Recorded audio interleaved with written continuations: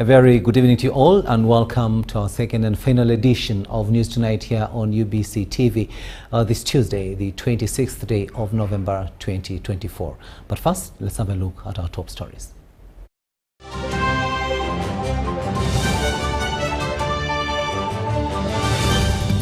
In our top stories tonight, President Museveni tasks Africa's public servants to use their positions to influence ideological transformation. Parliament tasks Internal and Foreign Affairs Ministries to explain the arrest of Dr. Kizza Besigye in Kenya.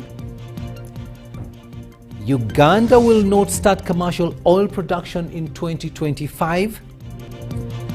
And Minister for Education and Sports Janet Kataha Museveni chairs CAF inaugural meeting.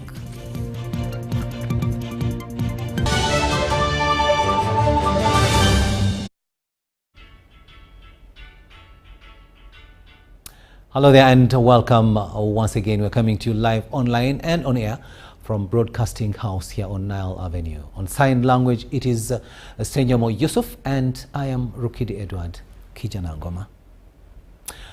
Now, President Yoweri Kaguta Museveni has tasked Africa's public servants with using their positions to influence ideological transformation as a means of promoting peace and development on the continent. President Museveni, who likened leadership to medical service where there is no room for errors, challenged public servants to ensure that as they advise politicians, they should also promote Pan-Africanism rather than the politics of identity. Museveni was speaking at the opening ceremony of the 43rd African Association of Public Administration and Management Roundtable Conference, which is currently underway at the Munyonyo Speak Resort Hotel. We'll have more in this story. Close to 1,000 national and international public servants are attending the 43rd African Association of Public Administration and Management (APAM) Roundtable Conference at Munyonyo. The four-day conference, running under the theme Agile and Resilient Public Administration for Sustainable Development in Africa, aims to encourage public servants on the continent to devise strategies for advancing Africa's development agenda. Together we can overcome the challenges facing our continent and build resilient societies that are capable of withstanding external shocks. Let us continue to work together, promote continental cooperation, and achieve our development goals. As we navigate a rapidly changing global landscape characterized by economic uncertainties, technological disruptions, environmental crises, and social inequalities, it is clear that the agility and resilience of our public institutions will determine how well we rise to these challenges. While addressing the gathering, the association president, Dr. John Nakabango, said that the success of forums like this depends on the commitment of member countries, particularly through the payment of subventions. He singled out Uganda as a loyal member of the organization. Excellency, permit me to express our heartfelt appreciation to all the African governments that have supported APAM programs through the regular payment of subvention and hosting roundtable conferences, as well as other training programs. Allow me to thank the government and the people of Zambia for hosting the 42nd Roundtable Conference last year in the beautiful city of Livingstone. Dr. Nakabango also praised Uganda for her open-door policy in accommodating refugees from across the world, describing it as a symbol of true brotherhood. We thank you for the most progressive refugee policy on the continent. Uganda is a global pioneer in refugee hosting, consistently serving as a major destination for displaced peoples of Africa. The refugee population is now roughly 1,800,000 by October 2024. And we in APAM will not take this for granted. President Museveni, who graced the opening ceremony, took the opportunity to emphasize the importance of good leadership as a vehicle for ideological transformation. Likening leadership to medical service, President Museveni urged public servants to resist the temptation of furthering the spread of neocolonialism and instead work to promote Pan-Africanism. Now, you are talking of wars in Africa. Those wars are caused by ideological bankruptcy. When people are bankrupt ideologically, they make a misdiagnosis of society. For instance, they may say, what is crucial in politics is identity. The politics of identity, tribe, religion, or gender chauvinism. I support somebody because he's from my tribe or he's from my religion. That has caused so much problem. The president also spoke against restrictive immigration policies, urging that there should be free movement for Africans across the continent to promote trade, collaboration and development. Busia, Mutukura, how will you now say, don't go to buy this, don't? That in order to visit on the other side of Morongo, where my relatives live in Tanzania, I should get a visa, what do you call a visa? This is not correct. So, apart from philosophy, you must understand the ideology. The African Association for Public Administration and Management, APAM, is tasked with promoting excellence and professionalism in public administration and management across Africa. Dorcas Kimono, UBC News. Thanks, Dorcas, for that story. Now, the patron of the Ateker people in the whole of the African continent, His Excellency Haile Mariam Desalegn, has arrived in the country for the Ateker Cultural Festival 2024. His Excellency Haile Mariam was the Executive Prime Minister of Ethiopia, who served from August 2012 until April 2018. Upon arrival at Entebbe International Airport, he was received by Uganda's Vice President Jessica Alupo, Minister for Justice and Constitutional Affairs Norbert Mao, and Ethics and Integrity Minister Rose Lily Akello this morning.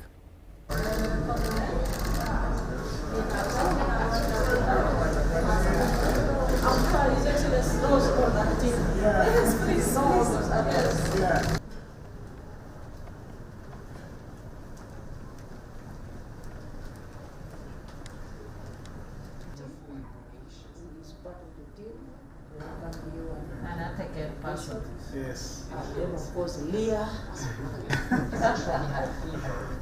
And his brain started to sweat. Several. Like yours.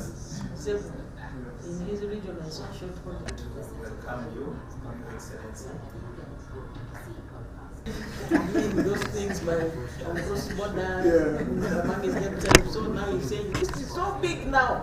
You want to expand the activity. Yes. They're under preparation now. Yes, in that place. Yeah. And you welcomed me very well. On social media, there's a lot of debate about Ateker Nation. Then they also know how to make guns from home.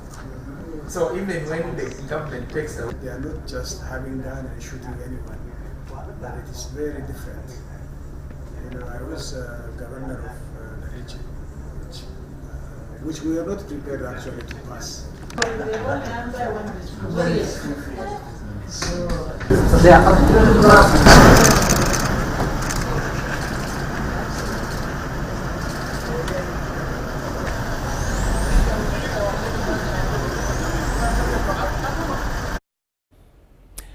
Parliament has tasked both the Ministry of Internal Affairs and that of Foreign Affairs to explain the circumstances surrounding the arrest of former Forum for Democratic Change FDC party president Dr. Kizza Besigye in Kenya.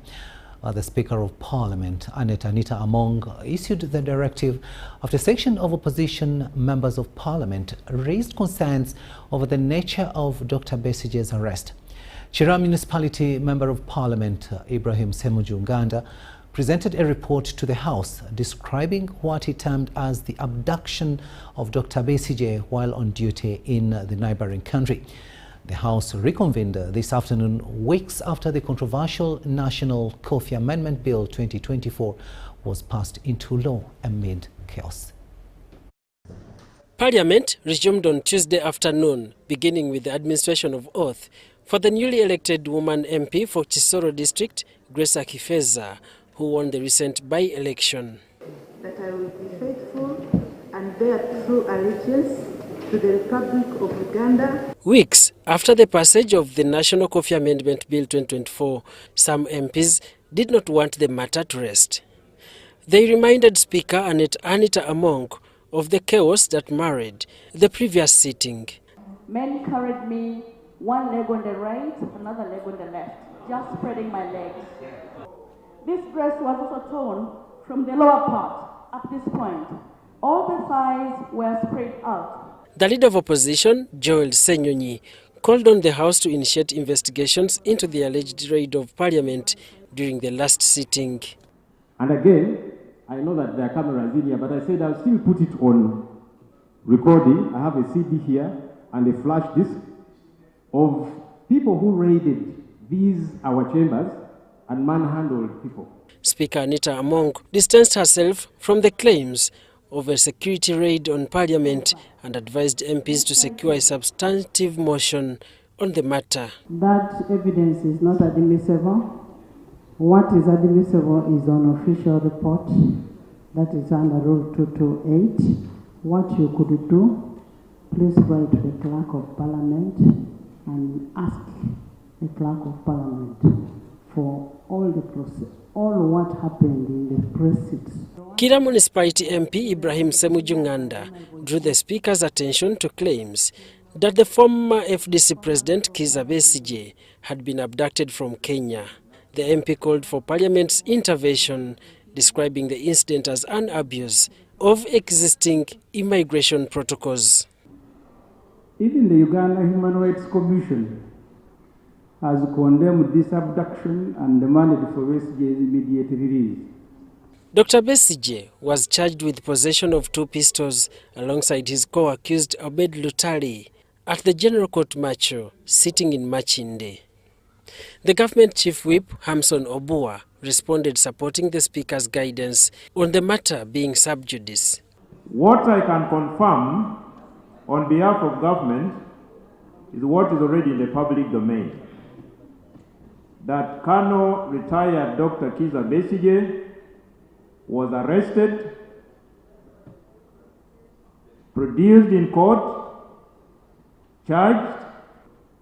On the call for condemnation, I wish to persuade my honorable colleague that that may be too early, because the matter before court will be a subject of evidence, a subject of prosecution, and the outcome definitely will be known. Speaker Anita Among called on both the Ministry of Internal Affairs and the Minister of Foreign Affairs to update Parliament on the matter that led to Dr. Besigye's arrest. Government should explain to us how then it went to Kenya without the authorization of Kenya and picked up Dr. Kizza Besigye, because the Foreign Affairs Principal Secretary mentioned that. Can we have the statement on Tuesday on the floor? The MPs in the opposition also called on the government to explain the status of political prisoners, especially the supporters of the National Unity Platform Party. This follows President Yoweri Museveni's decision to pardon 18 political prisoners recently convicted. So government needs to know that this matter did not end, because you promised through one of your ministers, Honorable Balam, to give an update to this house. You don't have to have a bigger memory to remember that actually you're still missing and there was commitment to report on their missing. Probably the minister will have to recap, and there should be a timeline in the immediacy for him to respond. Daniel Mugoya, Frida Namfuka, UBC News. Now, human trafficking cases remain a major concern in Uganda, with at least 1,370 victims trafficked between January and October this year. The Director of Public Prosecutions, Lady Justice Jane Frances Boda, urges that addressing this vice requires a multi-sectoral approach, such as involving the Financial Intelligence Authority and adopting a victim-centered and trauma-informed approach. The DPP made the remarks at the second national engagement on the standard operating procedures for investigating and prosecuting cases of trafficking in persons. Here at the front, we'll move the tape. Between January and October this year, at least 1,370 cases of human trafficking were registered in Uganda compared to 1,260 in the year 2023. While the cases remain a concern, the Director of Public Prosecutions, Lady Justice Jane Frances Boda, commends partners' role in establishing standard operating procedures for investigating and prosecuting trafficking in persons to curb the vice. Morphous and changing nature of trafficking in person calls for an equally sophisticated and coordinated response. Marco is telling you about financial investigations as well, because sometimes, I think most times, the motive is financial. That's why we have FIA here. Sometimes the motive is financial, so we have to nip that. So as we are investigating the crimes, we also have now to look at the financial investigations. Boda noted that human trafficking is often perpetrated by individuals known to the victims, which call for a multi-sectoral approach to match the changing trafficking pattern. We need a compass. We don't want to be moving uncoordinated movement of troops on the ground. It looks bad in any front. So the SOPs give us a clear compass, showing us where we need to go. Even if you went round like this, but the focus should be there. So the SOPs give us that compass. And they also prioritize a victim-centered and trauma-informed approach, like Marco already said. And that helps us to avoid victimization. The second national engagement on the standard operating procedures for investigating and prosecuting cases of trafficking in persons aims to provide a clear framework for investigating trafficking cases. I made this deliberate effort today to bring the top commanders on board, and I call upon all of you in different capacities to ensure that you relay the same information to our investigators, because today they are not here, but we trust that this information is going to reach them. In order to further facilitate their use throughout the country, it will be possible to fill the checklist in both online and offline by the police officers and by the prosecutors, and for the task force to look at those data and consider and assess the implementation of the SOPs. Amwaeva Njuko and Viola Nansubuga for UBC. Now, cases of trafficking the Ministry of Works and Transport has elaborated on the President's directive to reduce Boda license rates to at least 100,000 shillings. In a meeting with Boda rider leaders held in Nakawa, Tushabe Wilson, the Commissioner of the Licensing Board, advised riders to undergo safe riding training to reduce accidents caused by borders. Despite the President's directive to reduce Boda license rates by 100 Ugandan shillings, Boda riders claim that they are still not seeing any significant relief. We are paying more than 100,000. As leaders, we cannot be silent on some issues, yet our riders are being arrested by police. You have to get a doctor's slip, school certificate, IOV, So as you sum it up, we are still in 200,000 plus. In an effort to clarify the directive, the Ministry of Works held a convention with Boda leaders to promote widespread training. However, if I want to renew for 3 years, if I want to renew for 5 years, the rates are different. But still, there has been a reduction for them. Where others are paying 330, for them there is a reduction of 100,000. So you pay 230. So that consistent reduction of 100,000 is there for the Boda. So the president gave them what they requested for. Most importantly, we realize that the process being long, sometimes they want to dodge because some of them or most of them don't own these motorcycles. So we have worked out a massive training and testing. We work with driving schools, we work with the police, KCCA, Ministry of Works, and then ensure that all these riders are trained, tested, certified, and issued with driving licenses. The executive director of driving schools in Uganda, Kanyankole Abel, revealed that the reduction in rates may be difficult to achieve due to additional costs such as medical checkups. Okufuna driving license giri mitendera mikono mukaaga ejikwatako ku driving license eyo okufuluma. There are like 6 processes in getting a driver's license. If they think it can all be done with only 100,000, it's impossible.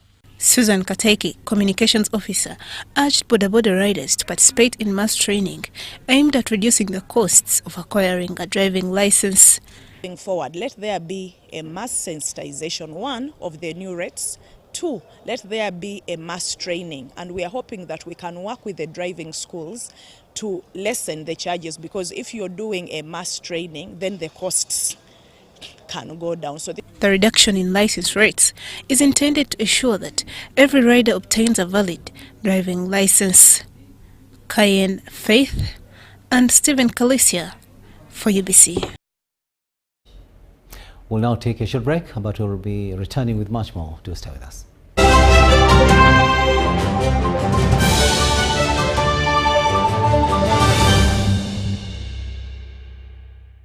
Stop breathing.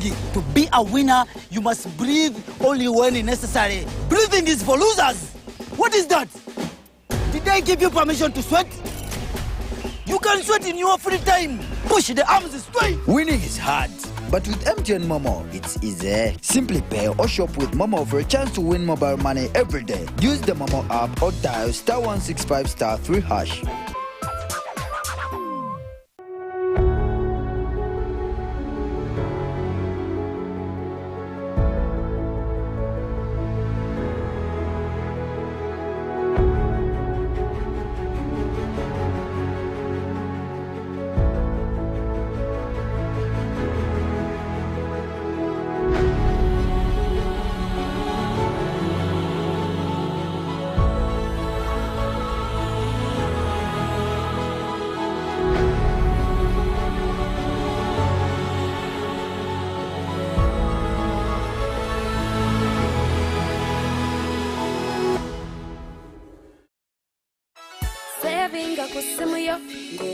In the heart of Uganda, a financial revolution is happening. We were once left out, saving the old-fashioned way, with an unexpected savings pot, keeping it too close for comfort. But now, we found a better way to save and manage money. Download the Wendy app from Google Play or App Store or dial *229#. With Wendy, your money is safe and you can earn interest daily.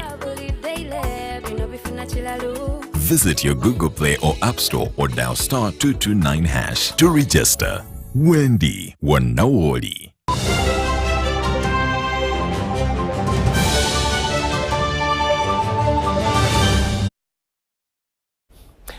Welcome back from that break, and this is News Tonight here on UBC TV. Now, the Uganda Business and Technical Examinations Board, UBTEB, is conducting its November-December examinations across the country with over 12,000 candidates participating. UBC covered the examination process at Nakawa Vocational Training College, and we have this story.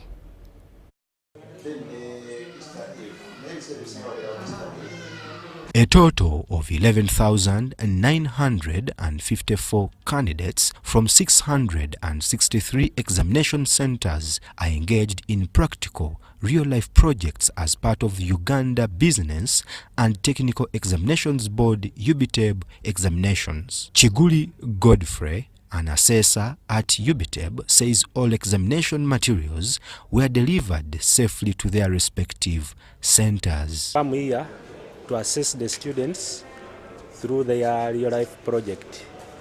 Real-life project simply means, it is a paper which the students are done on a semester basis. Real-life means the work or the teaching which takes place to prepare students to be able to do the work in the world of work. Godman Onen, the academic registrar at Nakawa Vocational Training College, emphasized that these hands-on projects prepare students for the workforce by equipping them with practical skills. These certificate students, they are the students who come from the level of Senior 4 or UCE. So they do their national certificate here, which runs for 2 years. Likewise, the diploma students, they run for 2 years, and they're in two categories. There are those who come from advanced level, or call it A level. Then they join direct to a diploma course, which also runs for 2 years. Again, alternatively, those who finish certificate level, having run for 2 years, they also join diploma for 2 years. Chiguli highlighted that the verification process aims to assess the competence levels of students. These skills will empower graduates with the necessary expertise for employment and self-reliance. Someone who is having ambitions of becoming a civil engineer in future, it's very important to know how things are done practically. Yes, so that when I'm on ground, I'm able to implement, giving directions on what I know about.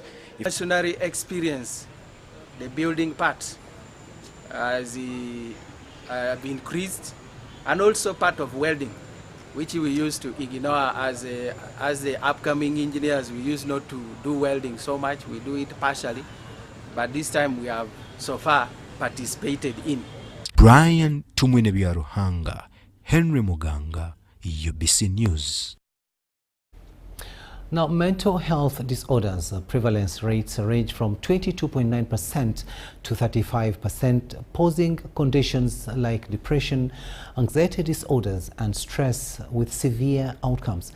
Now, women are disproportionately affected, with 5.1% of females and 3.6% of males struggling with related disorders. Take a watch.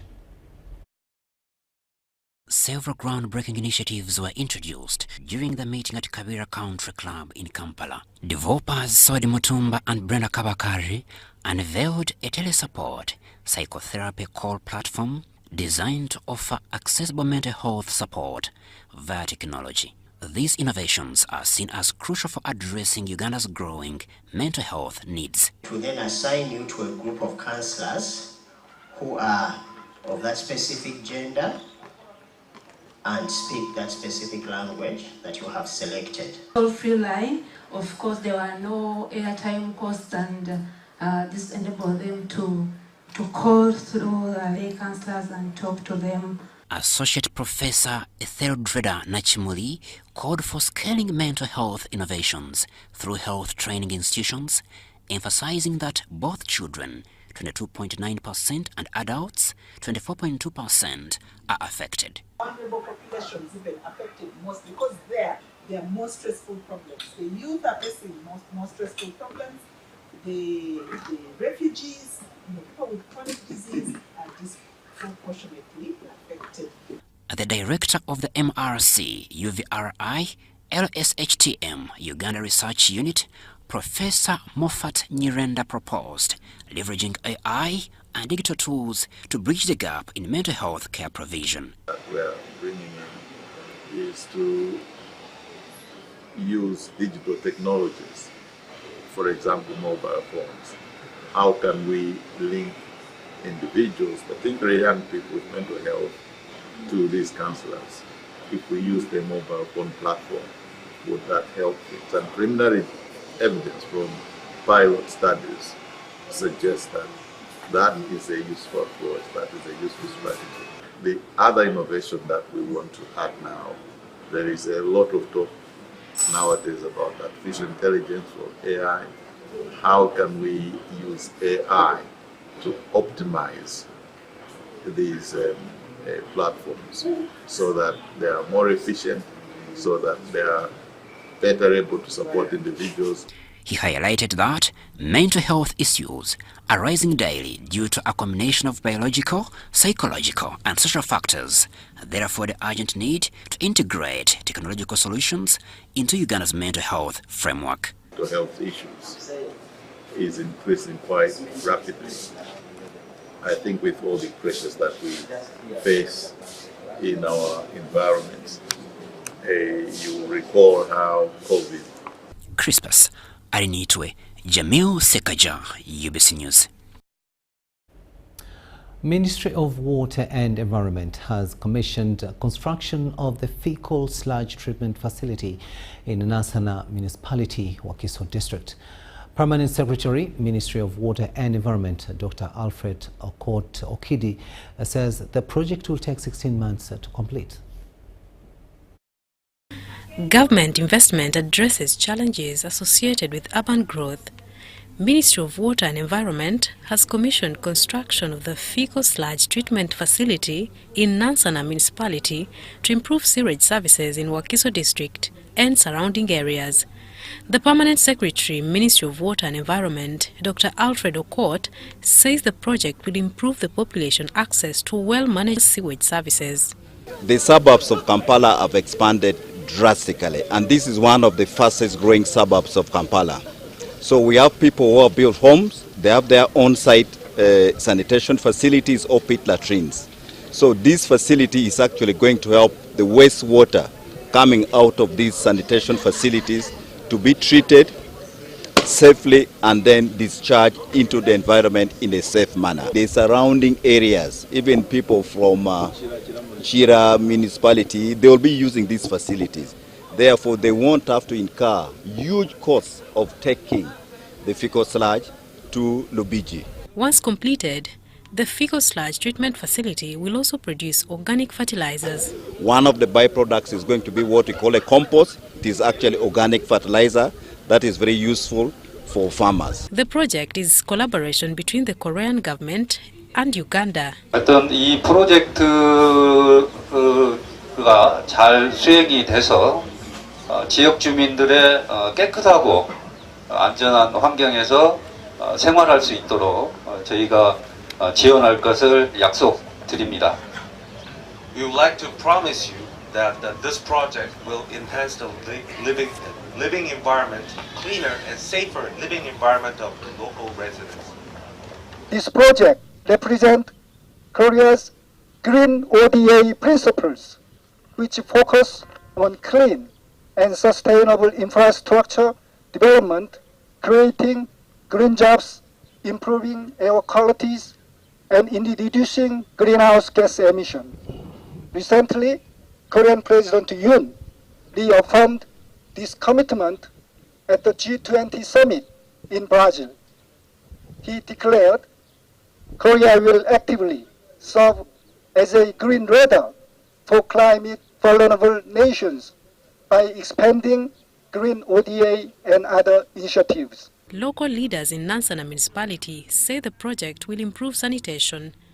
To the contractors, MS Yongin Construction Company, supervised by MS Saman Corporation, in joint venture with Hong IK Engineering and Consultant Limited, and Astra Integral Private Limited, brings expertise and professionalism to this important project. We look forward to the timely and quality delivery of the facility. Ministry of Water and Environment says the total cost of the project is 12 billion Uganda shillings and completion is expected within a period of 16 months.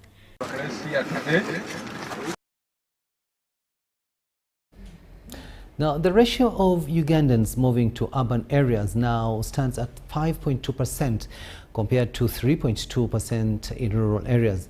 This was revealed during the NRM Manifesto Week with a presentation from the Ministry of Lands, Housing and Urban Development. According to the 2023 data from the Uganda Bureau of Statistics, Uganda's urban population was projected to be 17 million by mid-2023. It is expected that the urban population will reach 21 million by 2040.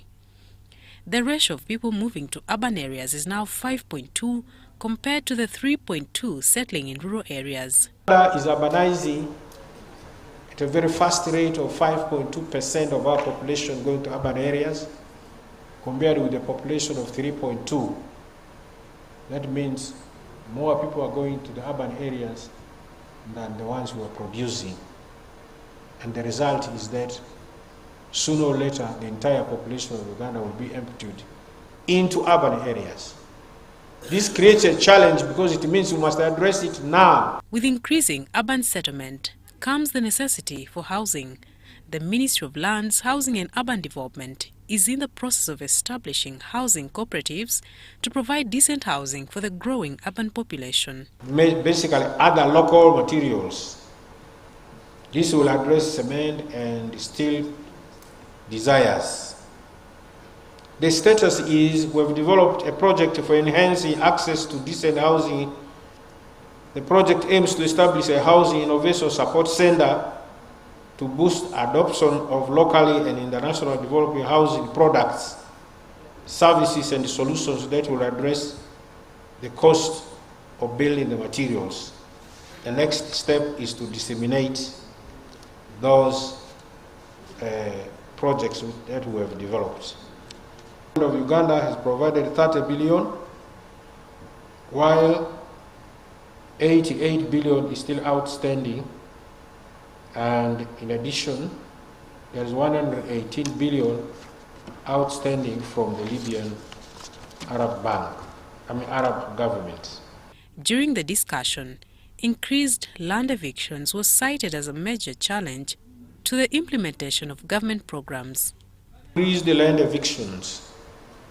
You've seen our ministers always fighting in the media, recorded fighting in the media about land evictions by various categories of people. I don't need to mention who is evicting who, but it's all over the country. This is a big challenge, but we are equal to the task. And sooner or later, because of what I have read, we shall overcome. As part of the NRM's efforts to secure a better future for Ugandans, the Ministry of Lands, Housing and Urban Development has set aside 30 billion Uganda shillings for the acquisition of affordable housing. Mario Nawori and Dan Lugemwa for UBC.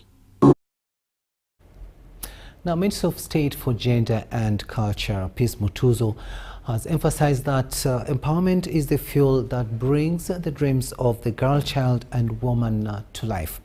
She made these remarks during the 10-year celebration of the GOAL program here in Kampala.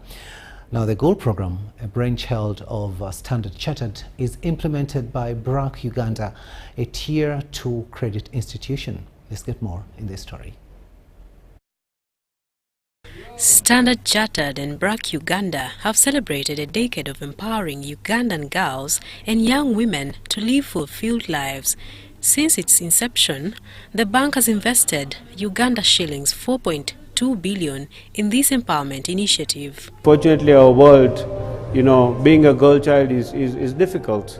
But when you've gone through such program, you are the one who is supposed to role model on what a modern day girl who is prospering, exciting, driving economic prosperity should look like. So I'm just saying, make the most out of the opportunity and the learning you've got. Without programs like these, the youth will always struggle to break through the barriers that limit their progress, says Peace Mutuzo, the Minister of State for Gender and Culture. To inspire and break the silence and also the glass ceiling that has always made barriers against women's development. Luckily, women are in numbers. There's nothing impossible under the sun. Luckily, we are still poor, so you can grow rich and make a difference. If we are already too rich or too high technology, maybe you'd say there is no space. Secondly, technology, digitalization. It's an age and era which finds women nurtured into a private space. You can do your high technology in that private space because that is also what is required. Anybody that can sit alone, concentrate on a computer, you can teach yourself about everything with that computer. Ms. Perat Haire, the country director of BRAC, underscored the importance of onboarding more partners to increase the program's impact. We know that many times there are so many barriers to access to progress that don't allow the young people to make a lot of progress in life. Of course, we know the approach that has been used through sports, through investing grants to support small enterprise projects. And for many of us who have been able to see the results and products of these young people, we know that this program has had a lot of transformative change. About 70,000 girls and women have been impacted by the program, which mainly focuses on training, development and building life skills. We are a reflection of the 42 million and 40. The Permanent Secretary, Ministry of Health, Dr. Diana Twine, has challenged religious leaders to become more involved in fostering the well-being of the population by promoting good health practices.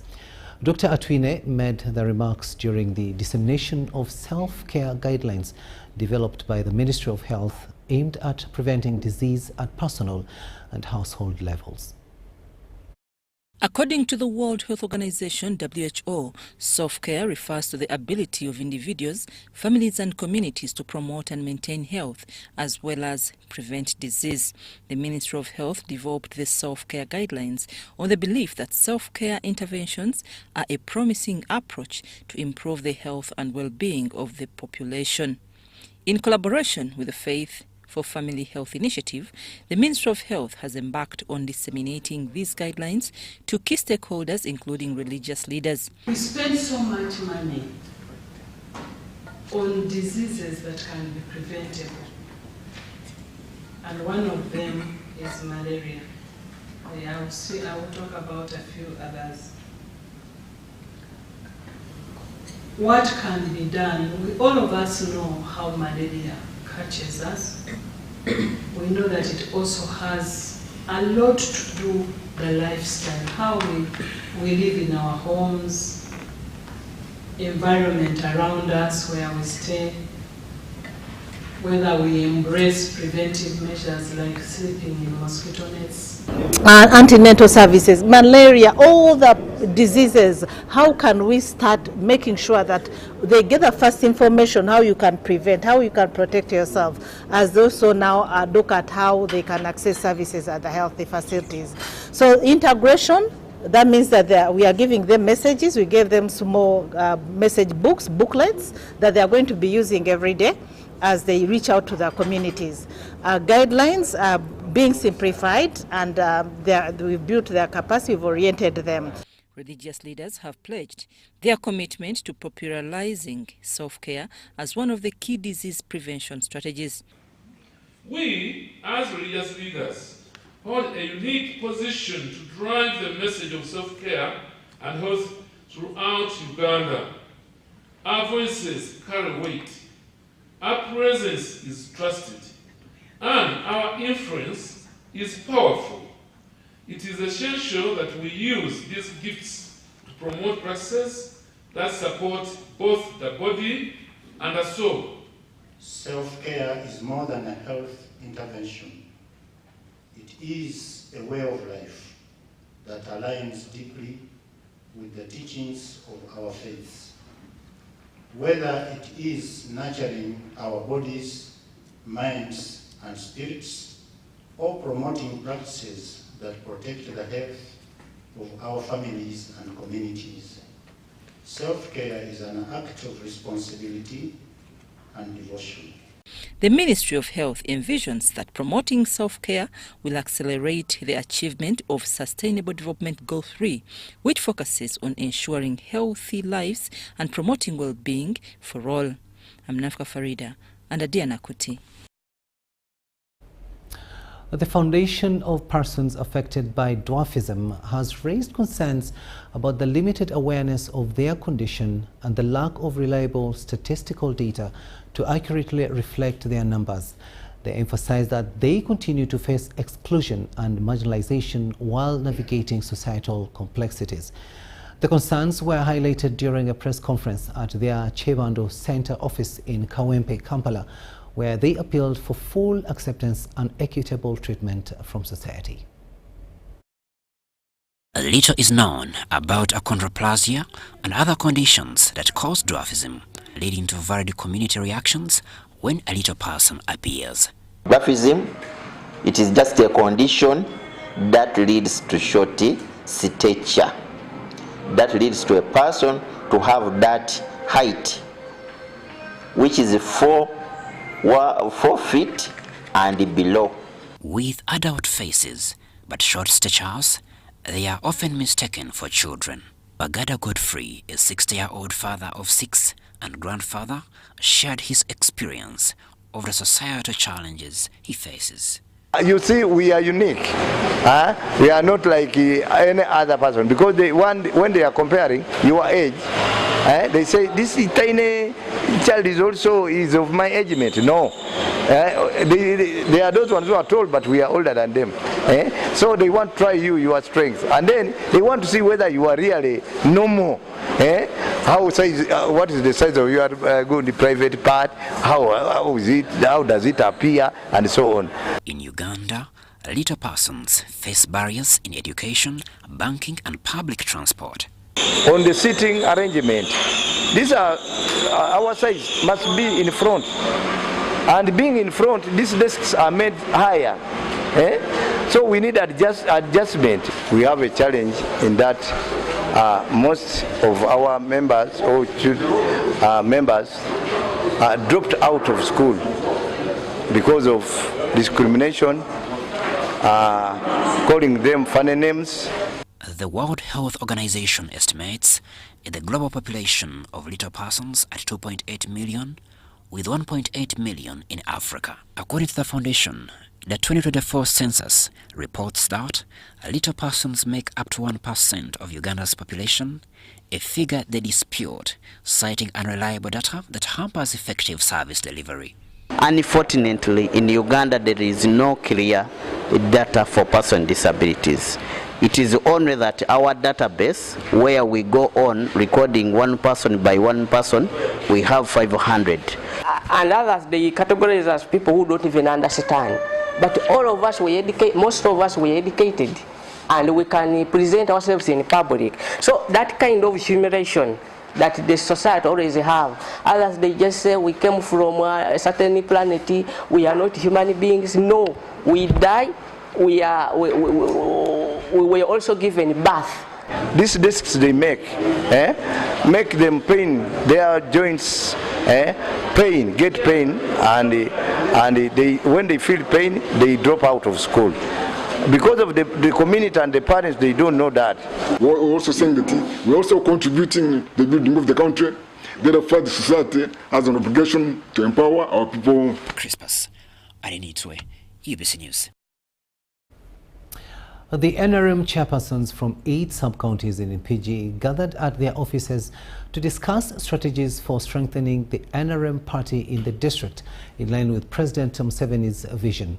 Mpigi Deputy RDC Francis Robert Kawiye congratulated the youth who have come out to support the NRM flag in this area.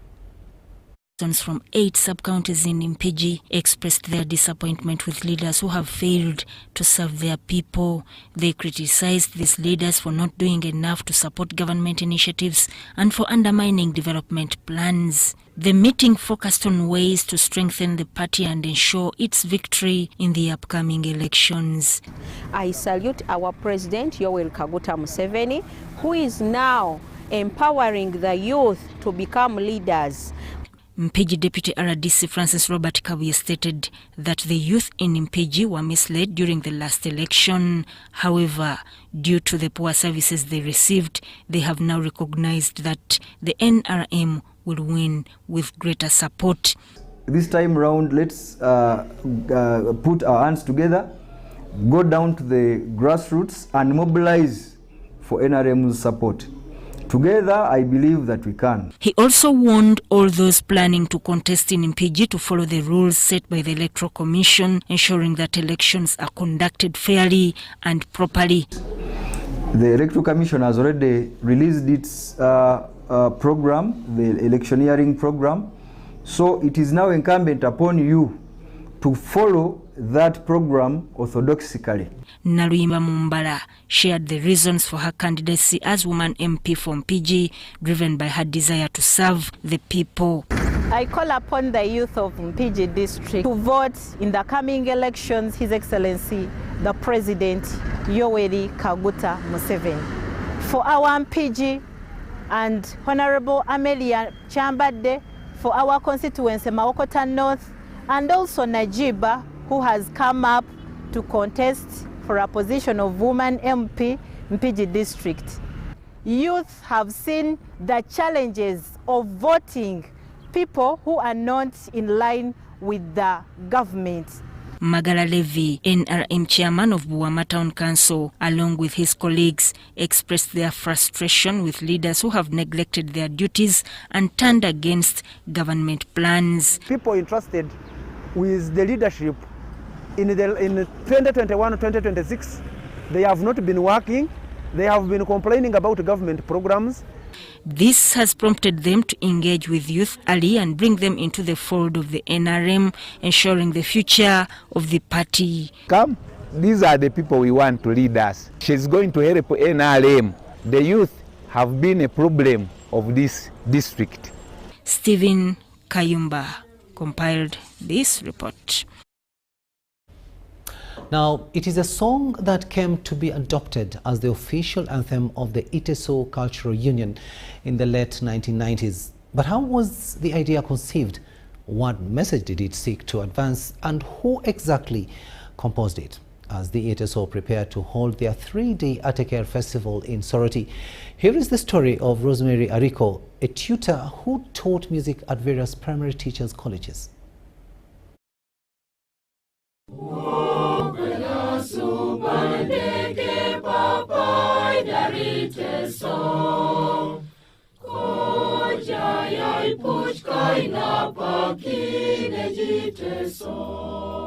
You may have witnessed all dignitaries from Teso and beyond, often humbled in honor of this cultural song whenever it is played at public gatherings.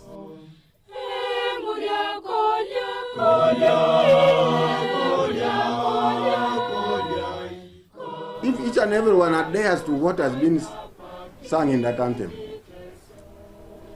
you can't get out of the way.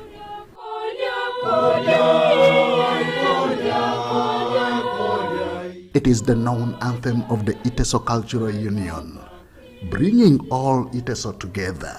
We would like to appreciate one of our own, a daughter from Morahia.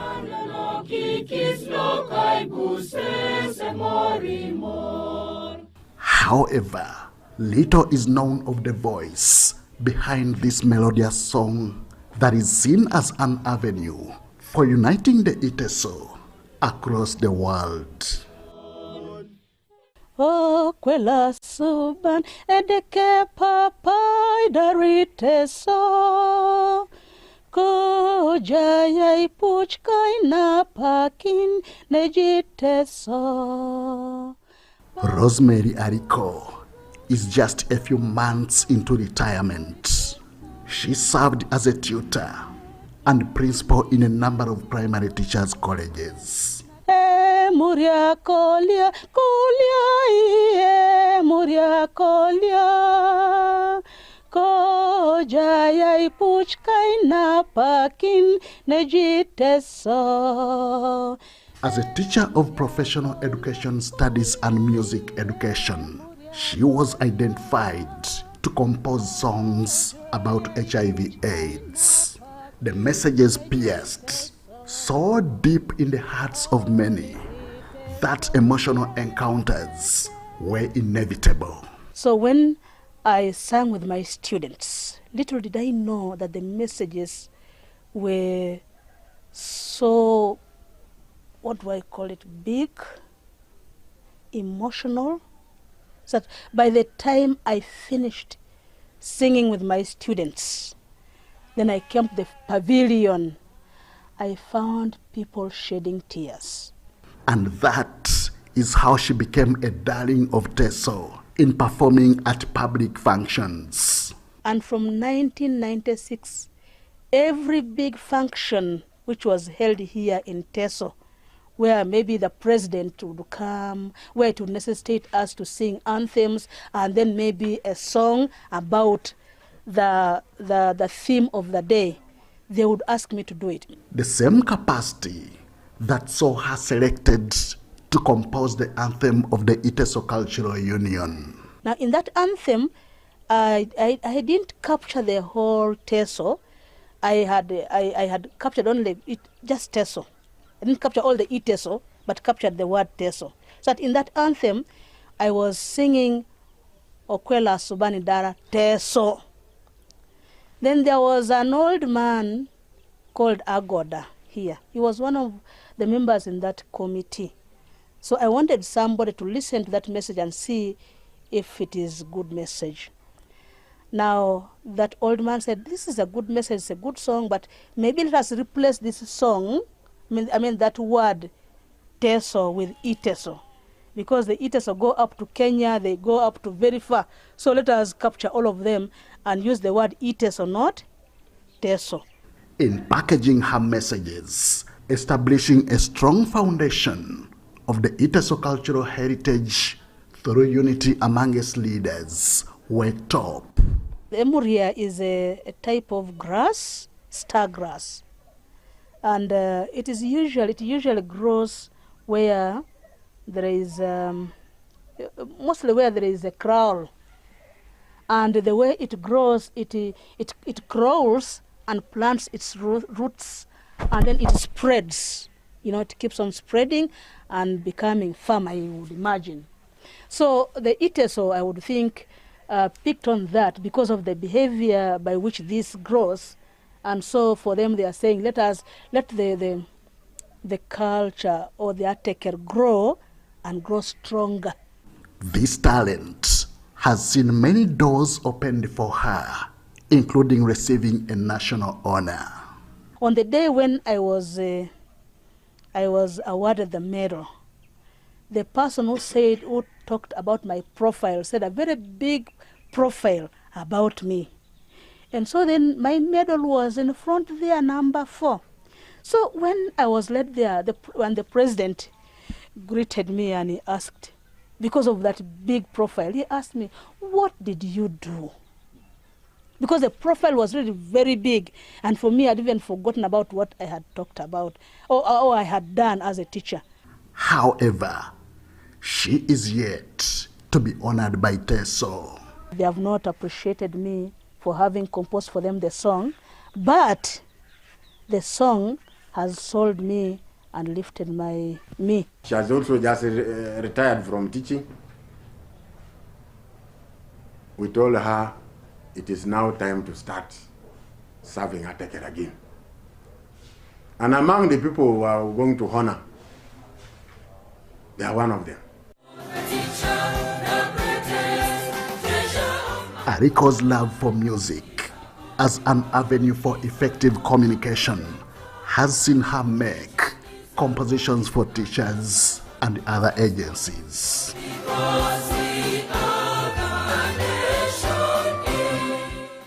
If you listen to that anthem, it has big message, inspirational message, encouraging message to teachers, to encourage them to do their work with passion. Right now there is a campaign of birth registration. I've composed an anthem for Nira, and it's a sweet song. Children love it so much, so they're using it for birth registration.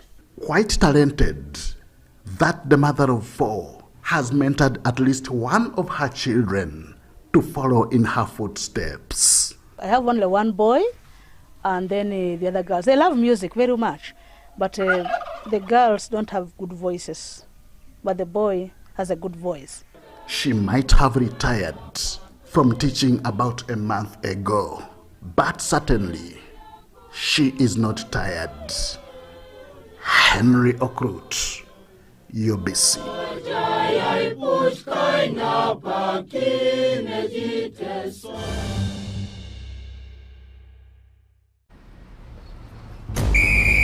To be a winner, you must have the discipline of a tiger. But when fueled with MTN Momo, winning is easy. Simply get your phone and use the Momo app or dial *165*3#, enter merchant code, enter amount, enter your Momo PIN, and pay. Congratulations! Your car is happy, and now you stand a chance to win mobile money with MTN Momo.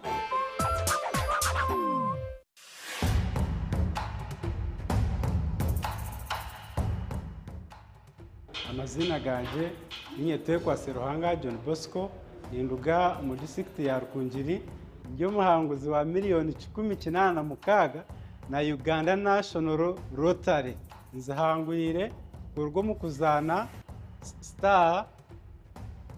*278# ngafuna message erikweka mu byo muhanguzi nashemererwa konka nabaza kugira ngo nedi y'abafere sente ziriyo zone bakaziteka nko nazihangwira. Uganda National Lottery. Dream, play, win. Participants must be 18 years or older. Play responsibly. The Uganda National Lottery is operated by Ituba Uganda and regulated by the National Lotteries and Gaming Regulatory Board.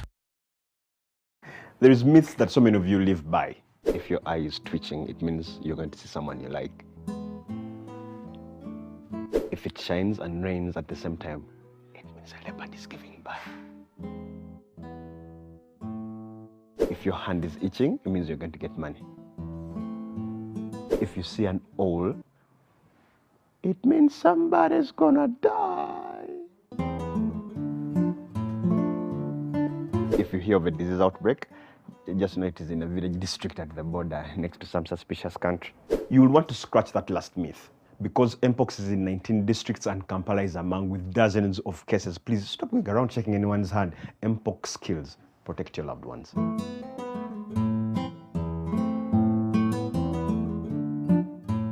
The Homes and Construction Expo is back. Are you looking for answers to your property and real estate development questions? Come and interact with experts in the industry including architects, engineers, developers, interior designers, financiers and more from 30th November to 1st December 2024. The expo will be at the Millennium Park opposite Philip Omondi Stadium under the theme Affordable Housing, Innovations and Technology. There will be captivating exhibitions and insightful discussions daily. Entrance is only 10,000 shillings per day. To book a stall, contact 0772 354 940. The Homes and Construction Expo is brought to you by New Vision.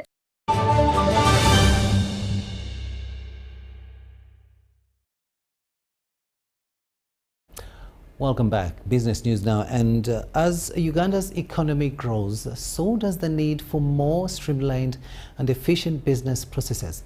Now, businesses demand simplicity, speed and support, qualities that one-stop centers are bringing to life. Now, funded under the Competitiveness and Enterprise Development Project and the Private Sector Foundation Uganda, these centers have been transforming Uganda's business landscape for over a decade, setting the stage for private sector success. One-stop centers across Uganda, particularly those spearheaded by the Uganda Investment Authority, aim to improve business competitiveness by consolidating services under one roof. Let's take a closer look at how they are streamlining processes, reducing costs, and encouraging more Ugandans to engage in business ventures. What we have to do is to champion and change the perception of Ugandans that even without middlemen, you can easily access these benefits or these services just within some few minutes when you just walk into a one-stop center. From business registration to acquiring licenses, these centers have streamlined what used to be complicated and lengthy processes. At the Uganda Investment Authority's one-stop center, for instance, business owners can complete most regulatory requirements in a fraction of the time it used to take. The public has welcomed the establishment of the one-stop center. They are using the services because it is accessible. I would like to thank the Minister of Lands to have helped us to introduce the new way of doing searches.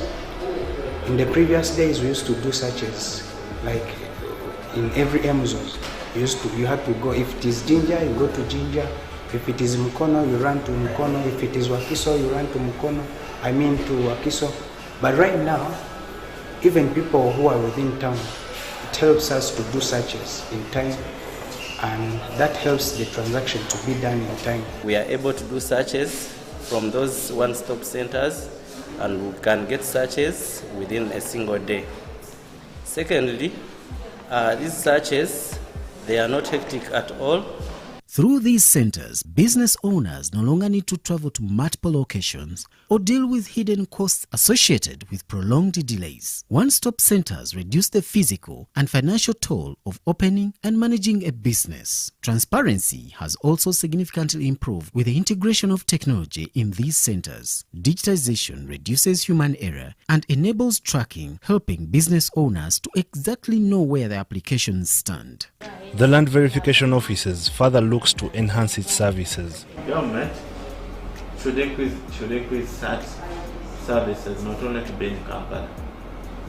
These one-stop centers, because at the moment, one-stop centers are also strengthening relations between the government and the business sector. Business owners feel valued and supported by a government that's making business processes easier, instilling trust in Uganda's regulatory system. Once the physical file is not available, you have the soft copy on the system, which helps the client to do due diligence, or the lawyer to do diligence on behalf of their clients easily, rather than in the past whereby you had to track the file down for you to be sure before you transact. After using these details, I'm able to tell that the same is in the system. One-stop centers have embraced digital tools, making it possible for business owners to complete much of the registration process online from their homes or offices. This technological leap has not only improved speed, but has also allowed businesses to start and grow more quickly. Opportunities where you can easily invest with better returns. So I think this simplifies the whole process. By reducing entry barriers, these centers encourage innovation. Startups and small businesses can get off the ground faster, allowing more entrepreneurs to test new ideas in the market. These transformations have been made possible by a 10-year investment under the Competitiveness and Enterprise Development Project, CEDIP, funded by the World Bank through the Private Sector Foundation.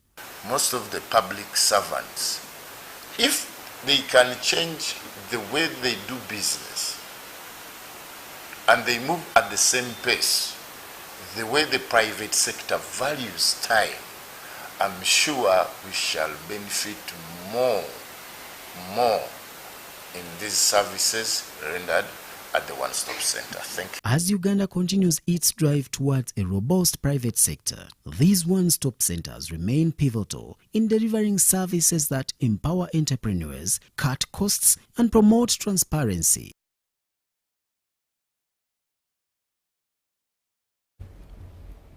Now, empowering women farmers sets pace for food security and national development. The Executive Director of Twambuke Women Farmers and Manufacturers Association, Dr. Sarah Nkonge, says the association plans to equip school-going children with skills training to address unemployment. Empowering the girl child has become Twambuke Women Farmers and Manufacturers Association achievement. The initiative to empower school girls through practical skills training resonates with government policy on skilling. But we are also encouraging the boys. Not all ladies go to universities and tertiary institutions.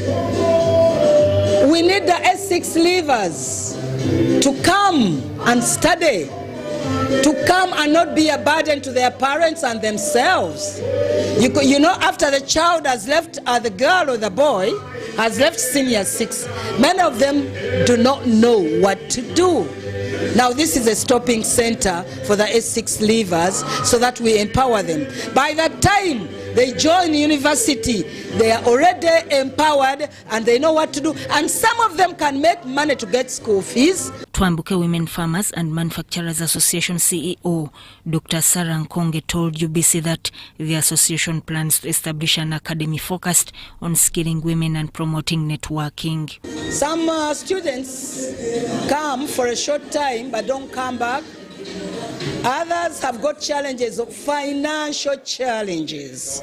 They want to study, but we don't have all the money to actually give each one a chance, but we connect them. The most important thing is finance. This is why I'm appealing to government that once they see genuine organizations like ours, we should also be empowered because we reach the grassroots of the ladies. She emphasized the value of social capital and encouraged women to explore beyond Buganda. Women sit at home and don't know what is happening outside their homes. We want these women to get confidence, be empowered, and then start on new life. Association members were optimistic on expanding Twambuke's programs. I've been yearning for many years to go abroad for studies, but I wasn't able. But when I joined Twambuke organization, I was able to travel to India recent for my studies. And I call upon whoever is willing and interested to come and join us. We are open and we welcome you. Sudat Kaye, UBC News.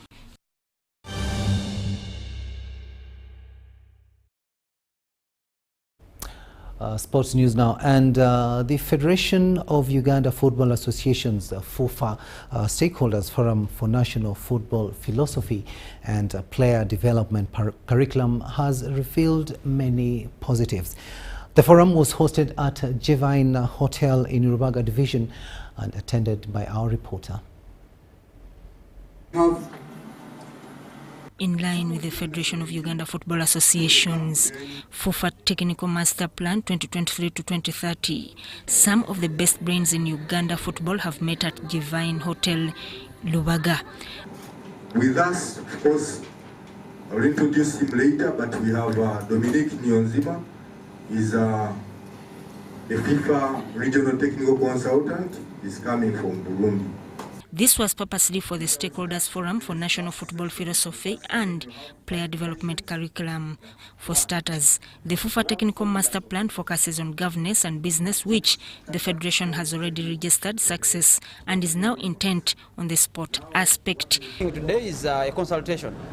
FUFA wrote to different technical persons and asked them to make their input. Our technical department has been putting together some documentation, analysis, and today they have a proposition they are bringing and they want it to be critiqued by these technical people, to be modified, and eventually what we come up with should be an agreed position of our way of playing and then our way of developing the player to play like that, and also the material that is going to be used by this player to be able to play like that, but also the coach who is going to prepare this player. The FUFA Technical Master Plan's mission is to instill mass sport, adopt a universally agreed playing style or philosophy, and to ensure Ugandan players consistently ply their trade at the top level. Right now, what the FUFA organization is doing is going to benefit the entire country, because by spreading the organizing of talent identification to different regions, I think we are going to go back to the 70s, whereby football was played at the regional levels, and therefore we are able to tap into the best of whatever we had who would play the beautiful game. The forum was mainly attended by coaches and football administrators who spoke fondly about lessons from the full-day exercise. So today what we are seeing is we are benchmarking and developing a philosophy that is going to support Ugandan players to actually support the country to be the best on and off the pitch. The wider target of this forum was for elite talent development through aspects like finding players, training and giving them playing time while creating a conveyor that allows progress from one level to another.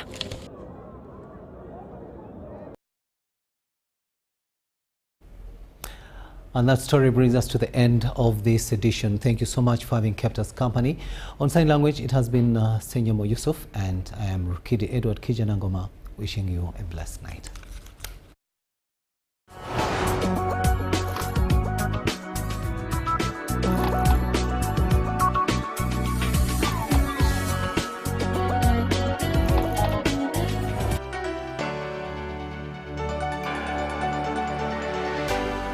UBC, inspiring Uganda.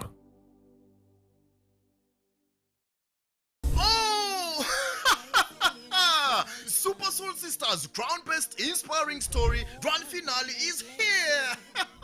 With our theme of Vision for the Future, come and be part of this amazing yet inspiring pageant as we focus on the girls' life journey through storytelling to change people's lives. This December, Saturday the 14th, 2024 at Nakasero Primary School Amphitheatre from 10 a.m. to 6 p.m. in partnership with Plan International Uganda and UBC TV. Ordinary tickets are sold at 20,000 shillings, VIP table at 500,000 shillings and 1 million Ugandan shillings. Be there.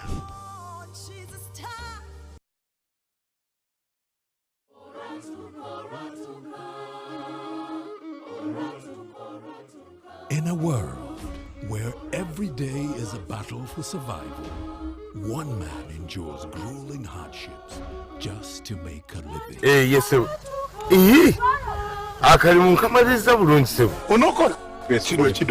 In Olwatuka, witness a heart-pounding journey of love.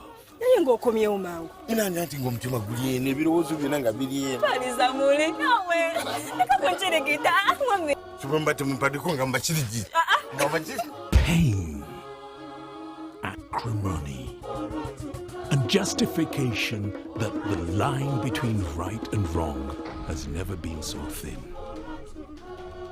Maybe I need to remind him who I am. So, you killed my wife.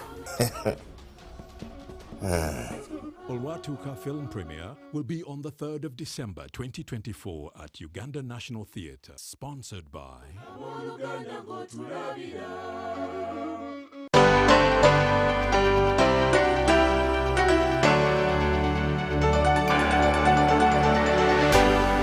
UBC, inspiring Uganda.